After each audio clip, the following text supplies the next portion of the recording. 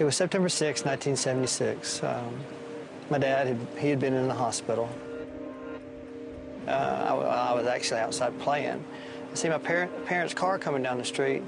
It comes down the street and it turns into drive. And it's just my mom and two of her close friends. She gathers us all up together in the living room. And while we're sitting there, she's like, "Kids, your daddy died early this morning." No, not my daddy. I didn't think I'd ever stop crying. To this day, it just really just rocks my world when I think about it.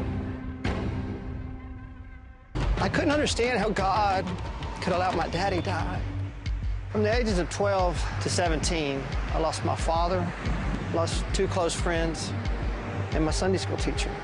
I couldn't figure it out. You know, how could God allow these people die? I was lonely, I was hurt, you know, and I got mad at God, and I just ran from God for years. I'm thinking, I got to be a man. What does a man do? Well, men are big and strong and powerful.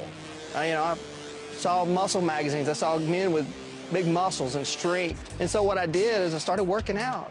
I started getting more and more attention. I had several friends that were in the adult entertainment industry, and they were always like, "Danny, man, you look great, you look good, man. You ought to dance. We could use you to model, you know, swimwear, fitness stuff, and all these things." And little by little, I started leaning towards it. I'm like, that might be fun.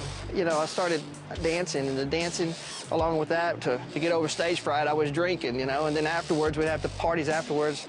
I was taking ecstasy during the show, and I was using cocaine after the show and staying up all night. Keep the lifestyle, I started selling drugs.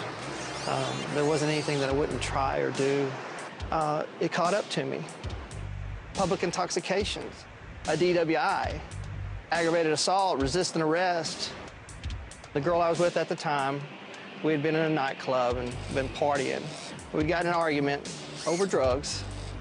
And we were in the parking lot at the time, and I sped out of the parking lot, and as I sped out, a security guard stepped out to stop me. I tried to swerve to miss him, but I hit him. I kept going because I'm like, I'm on probation, don't want to get in trouble. 30 days later, an FBI, Aggravated Offenders Task Force, kicked in my back door. When they got to me, it was a woman FBI agent. And they get me up, and she handcuffs me, and she looks at me. And she looks at me and she's like, "Danny, it's time to get this all behind you." And I was still like, what does that mean? And next thing you know, she's walking me out the door, she's pushing me down in the car, and I'm off to the county jail one last time. Going through processing, and it's a very cold and harsh place. I mean, it's cement floors with stainless steel commodes next to them. And I'm like, you know, God, my life is over, and I can't do this anymore. And, you know, I just said, God, if you're real, show me. You know, I mean, I don't have anything to lose now. This is 15 to life. If you're real, show me. And that's all I did. I got up to the floor. You know, there were some Bibles there, and where do I begin, Lord? You know, I'm gonna test you. You show me you're real. And so I just started reading Matthew, Mark, Luke, and John. Matthew, Mark, Luke, and John, over and over. I mean, it wasn't like for 2 days, and then all of a sudden I had this grand awakening. It was for months. God just started opening my eyes, started opening my heart, and as I read the Word was just, this story's real. You know, it wasn't just something where I just raised a hand and walked the aisle. I mean, this was a real God that was revealing himself to me. It was like a light switch came on.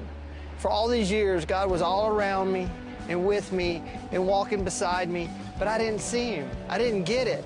He became something genuine and true. It wasn't just this far-off God that people talk about. And I realized that he didn't take my daddy.